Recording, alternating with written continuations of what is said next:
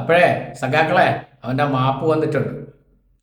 സഖാവ് പിണറായി വിജയനെയും അദ്ദേഹത്തിൻ്റെ കുടുംബത്തെയും മരണപ്പെട്ടു പോയ സഖാവ് VS അച്യുതാനന്ദനെയും സഖാവ് പിണറായി വിജയൻ്റെ മരണപ്പെട്ടു പോയ അമ്മേനെയും സമൂഹ മാധ്യമങ്ങളിൽ അദ്ദേഹത്തിൻ്റെ മകളെയും മരുമകനായ റിയാസിനെയും വളരെ മോശമായിട്ട് സമൂഹ മാധ്യമങ്ങളിൽ അധിക്ഷേപിച്ച അവൻ്റെ കരഞ്ഞു മെഴുകിയ മാപ്പ് വന്നിട്ടുണ്ട്.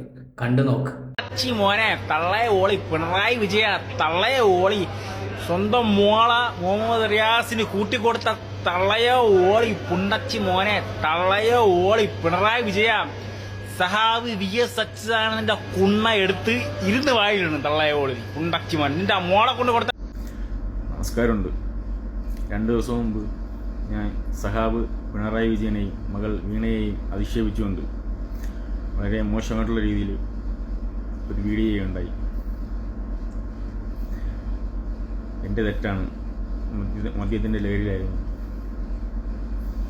സഹാബ് പിണറായി വിജയനോടും വീണയോടും കേരളത്തിലെ എല്ലാ സഹാക്കന്മാരോടും ഞാൻ അതിൻ്റെ പേരിൽ മാപ്പ് ചോദിക്കുകയാണ്.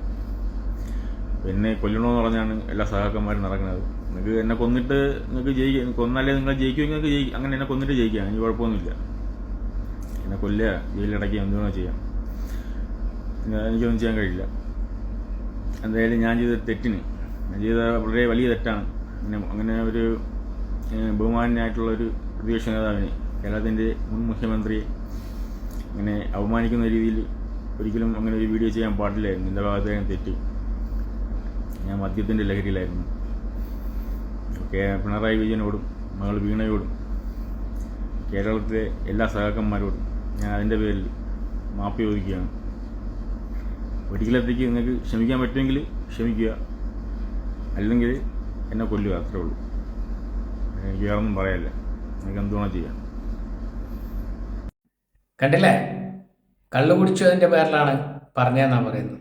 കള്ളു കുടിച്ചു കഴിഞ്ഞാൽ ഇങ്ങനെ സമൂഹ മാധ്യമങ്ങളിൽ വന്നിട്ട് ഇങ്ങനെയാണോ അധിക്ഷേപിക്കുക?